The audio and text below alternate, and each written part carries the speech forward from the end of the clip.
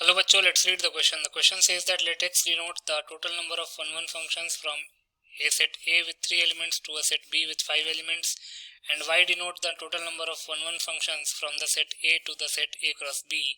Then y is equal to 273x, 2y is equal to 91x, y is equal to 91x and 2y is equal to 273x. इस question में x जो है वो total number of 1-1 functions from set A with 3 elements to set B with 5 elements को denote कर रहा है, और y जो है वो total number of 1-1 functions from set A to set A cross B को रिप्रेजेंट कर रहा है. तो हमको y और x के बीच में रिलेशन बताना है. बहुत ही सिंपल सा क्वेश्चन है. पहले हम की कॉन्सेप्ट लिख लेते हैं. की कॉन्सेप्ट, तो पहला की कॉन्सेप्ट है a function f which is defined from A to B is 1-1 if different elements of set A have different images in B.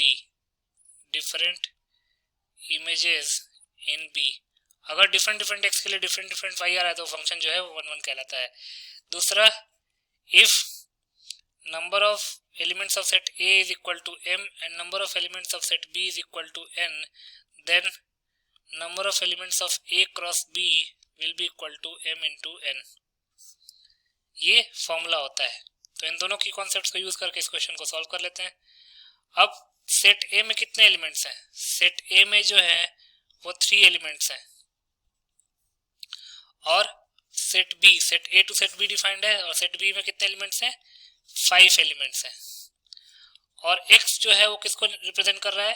Total number of 1-1 functions from set A to set B. Total number of 1-1 functions from set A to set B. अब 1-1 function चाहिए, इसका मतलब कि इन 3 elements का जो mapping है वो इन 3 different के साथ होना चाहिए. तो 5 में से 3 डिफरेंट को चुनना पड़ेगा. तो उसके लिए 5c3 इनटू उनकी आपस में तो शफलिंग हो सकती है, तो उसको 3 फैक्टोरियल से शफल कर दिया. तो ये हो जाएगा 5 factorial upon 3 factorial into 2 factorial into 3 factorial, क्योंकि NCR का फॉर्मूला क्या होता है? n factorial upon r factorial into n minus r factorial.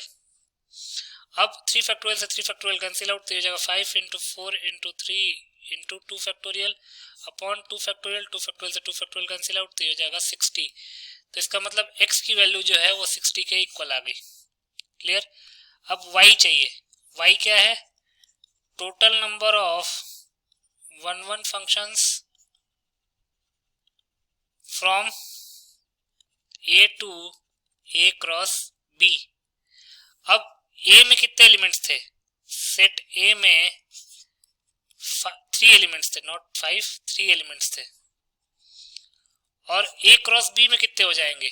A में 3 है, B में 5 है, तो A क्रॉस B में 15 एलिमेंट्स हो जाएंगे.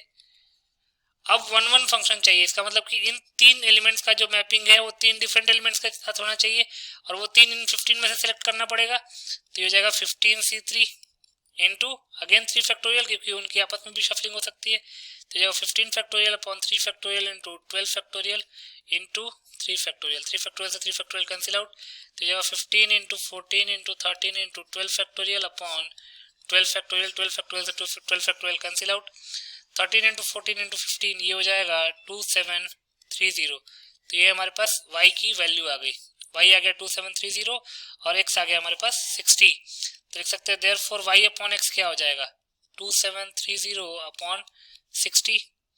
तो 0 से 0 कैंसिल आउट, 3 से मल्टीप्लाई करेंगे तो 2 टाइम्स में, और ये 91 टाइम्स में. तो y अपॉन x जो है वो 91 अपॉन 2 के इक्वल आ गया. तो 2y की वैल्यू जो है वो 91x के इक्वल हो जाएगी.